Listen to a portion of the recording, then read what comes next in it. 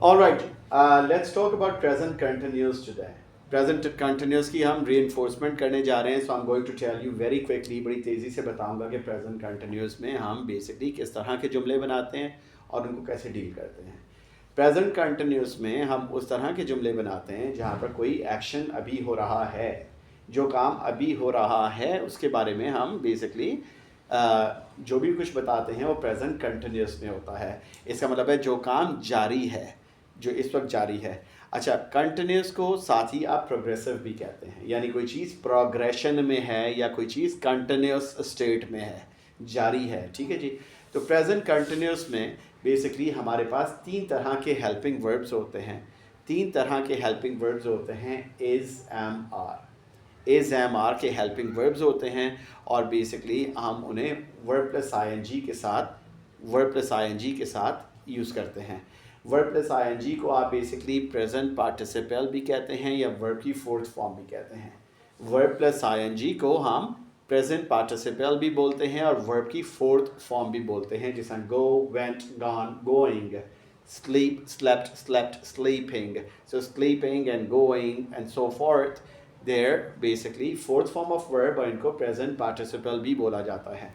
अच्छा, मैंने आप लोगों को ये भी बताया था, लेट मी रिट्रेट अगेन, कि बेसिकली किस वजह से हम इनको हेल्पिंग वर्ब्स बोलते हैं. इज़ एम आर को, हैज़ हैव को, हैड को, विल हैव को, was were को हेल्पिंग वर्ब्स क्यों बोलते हैं? Because they help us determine about the time of an action. They help us determine about time of an action. ये हमें किसी एक्शन के टाइम के बारे में मजीद बताते हैं. मिसाल के तौर पे अगर मैं आप लोगों से कहूँ आई एम थर्स्टी, तो आप सबको मालूम हो गया एम की वजह से कि मुझे प्यास अभी लगी हुई है. आई एम थर्स्टी, कि मुझे अभी प्यास लगी है. अगर मैं इसी तरह कहूँ I was thirsty, so was आप सबको बता रहा है कि ये एक्शन पास्ट में हुआ था. आई वॉज थर्स्टी, कि मैं प्यासा था. अगर मैं आपको कहूँ I will be thirsty after running, I will be thirsty after running, तो आपको पता चल रहा है कि विल भी आपको बता रहा है कि ये एक्शन फ्यूचर में होगा. तो ये हमें टाइम ऑफ एन एक्शन बताते हैं, एक्शन के टाइम के बारे में बताते हैं, जिस वजह से हम इनको ऑक्सिलरी वर्ब्स कहते हैं या हेल्पिंग वर्ब्स कहते हैं. Is that understood? या सो इज एम आर तीन हेल्पिंग वर्ब्स लगते हैं और वर्ब प्लस आईएनजी लगता है प्रेजेंट कंटिन्यूअस में. इज कहाँ पर लगता है? इज थर्ड पर्सन सिंगुलर के साथ लगता है. थर्ड पर्सन सिंगुलर के साथ. मिसाल के तौर पे let me tell you what third person singular is. he, she, it, या singular noun is a third person singular. He, she, it, या singular noun, एक noun जो है उसको आप basically third person singular बोलते हैं. अब ये मैं आपको थोड़ा सा बताना चाहूँगा. first person singular क्या है? first person singular कि जिसकी बात हो रही है, first person singular I, एक बंदा, first person singular, राइट. अगर हम बात करें फर्स्ट पर्सन प्लूरल की, तो हम 4-6 लोग यहाँ पर जो बैठे हुए हैं, फर्स्ट पर्सन प्लूरल में we are working, we are learning. So ये फर्स्ट पर्सन प्लूरल है. सेकंड पर्सन सिंगुलर आपको मैं मुखातिब कर सकता हूँ. मैं कह सकता हूँ Yusuf, you are a good boy, you are a good boy. So ये that is second person singular. You is a second person singular, but you can be second person plural. You he second person plural भी हो सकता है, ताकि मैं अगर आप सबसे मुखातिब हूँ और मैं आपसे कहूँ you guys are very good, you are very good learners, you are very good people. So you, मैं आप सबसे मुखातिब हूँ, तो इसका मतलब है इतने ज़्यादा लोगों को मैं you कह के मुखातिब कर रहा हूँ, तो ये you is a second person plural as well. ठीक है. अब थर्ड पर्सन सिंगुलर कौन कौन से हैं? He, she, it and singular noun. For example he is a good boy, so he का मतलब है कि neither me nor one of you, we talking about someone else, तो वो थर्ड पर्सन है. Third person singular. ही एक बंदा है ना, थर्ड पर्सन सिंगुलर.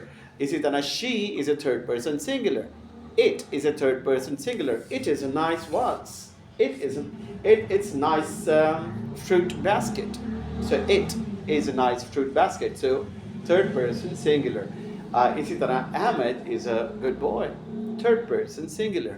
लेकिन अगर मैं कहूँ Ahmed and Raza are good boys, Ahmed and Raza are good boys, so third person plural.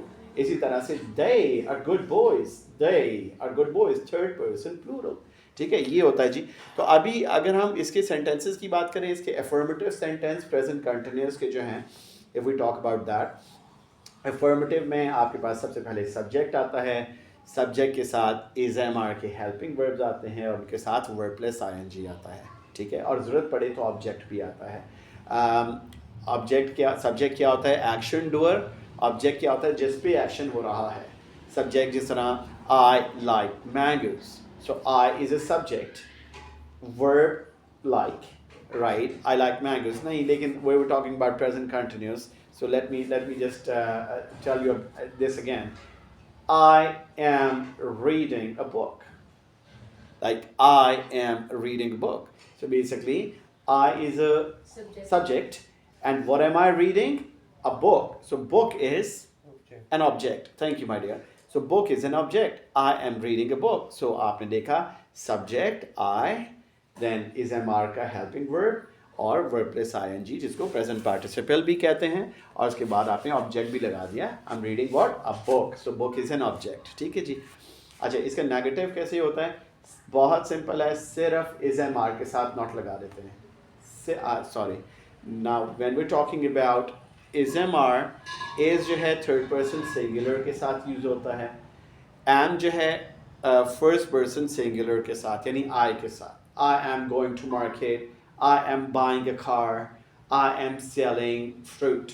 So क्या है कि this is it, I के साथ ही am use होगा, and then are, if we're talking about are, so are basically you के साथ भी use होगा।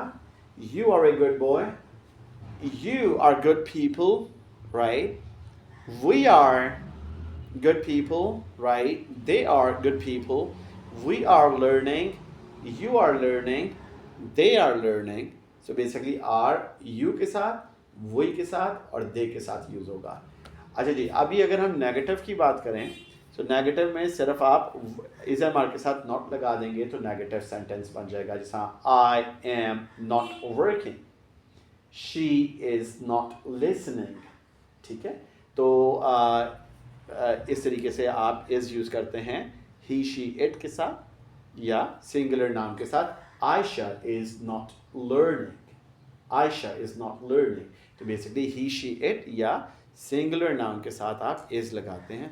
और अगर हम बात करें इंट्रोगेटिव की, इंट्रोगेटिव में सिर्फ आप is एम आर के हेल्पिंग वर्ब्स पहले ले आते हैं और आखिर में क्वेश्चन मार्क डाल देते हैं इफ़ यूर राइटिंग। अगर आप कोई रिटन टास्क कर रहे हैं, कोई ईमेल कर रहे हैं, कुछ भी ऐसे लिख रहे हैं, एप्लीकेशन लिख रहे हैं, तो जहाँ पर भी क्वेश्चन स्टेटमेंट आएगी उसके आखिर में क्वेश्चन मार्क लाजिम डालेंगे, नहीं डालेंगे तो ग्रामेटिकल एरर है।